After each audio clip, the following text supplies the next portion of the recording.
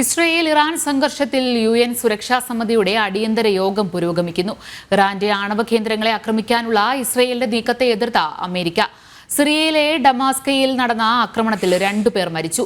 ശക്തമായ ആക്രമണം നടത്താൻ സേന ഒരുക്കുമെന്ന് ഇസ്രയേൽ പ്രതിരോധ സേനാ മേധാവി ഹെർസി ഹെലേവി മുന്നറിയിപ്പ് നൽകി. വിവരങ്ങളുമായി ഐസൺ ജോസ് ചേരുന്നുണ്ട്. ഐസൺ, എന്തൊക്കെയാണ് കൂടുതലായുള്ള വിശദാംശങ്ങൾ?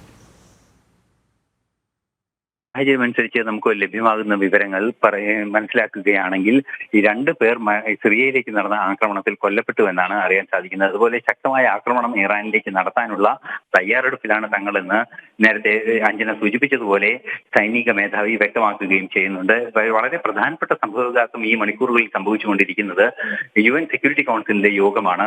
യോഗം പുരോഗമിച്ചുകൊണ്ടിരിക്കുന്നു എന്നാണ് ഇപ്പോൾ നമുക്ക് മനസ്സിലാക്കാൻ സാധിക്കുന്നത്.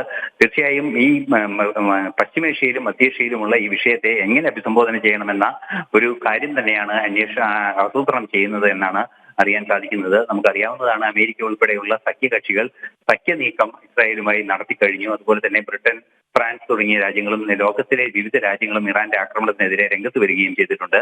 ഈ ഒരു പശ്ചാത്തലത്തിൽ ശക്തമായ നീക്കങ്ങൾക്ക് ഒരുക്കങ്ങൾ നടത്തുക എന്ന് തന്നെയാണ് ആഗോള രാഷ്ട്രങ്ങളെല്ലാം തന്നെ ലക്ഷ്യം വെക്കുന്നത്. ഒരു പരിധിവരെ ആ തീരുമാനത്തെ സാധൂകരിക്കുന്ന ഒരു നിലപാട് UN സെക്യൂരിറ്റി കൗൺസിലിന്റെ ഭാഗത്തു നിന്നുണ്ടാകുമെന്ന സൂചനകളും വരുന്നുണ്ട്. നിലവിലെ സാഹചര്യത്തിൽ UN സെക്യൂരിറ്റി കൗൺസിൽ യോഗം പുരോഗമിക്കുകയാണ്. അല്പസമയത്തിനകം സെക്യൂരിറ്റി കൗൺസിൽ യോഗത്തിലെ അന്തിമ തീരുമാനം വാർത്തകളായി പുറത്തു വരുമെന്ന് തന്നെയാണ് പ്രതീക്ഷിക്കുന്നത്. അഞ്ജന. ശരി. ഇസ്രയേൽ ഇറാൻ സംഘർഷത്തിൽ UN സുരക്ഷാ സമിതിയുടെ അടിയന്തര യോഗം പുരോഗമിക്കുന്നു. ഇറാന്റെ ആണവ കേന്ദ്രങ്ങളെ ആക്രമിക്കാനുള്ള ഇസ്രയേലിന്റെ നീക്കത്തെ എതിർത്ത അമേരിക്ക. സിറിയയിലെ ഡമാസ്കയിൽ നടന്ന ആക്രമണത്തിൽ 2 പേർ മരിച്ചു. ശക്തമായ ആക്രമണം നടത്താൻ സേന ഒരുക്കുമെന്നും ഇസ്രയേൽ പ്രതിരോധ സേനാ മേധാവി ഹെർസി ഹെലേവി മുന്നറിയിപ്പും നൽകി.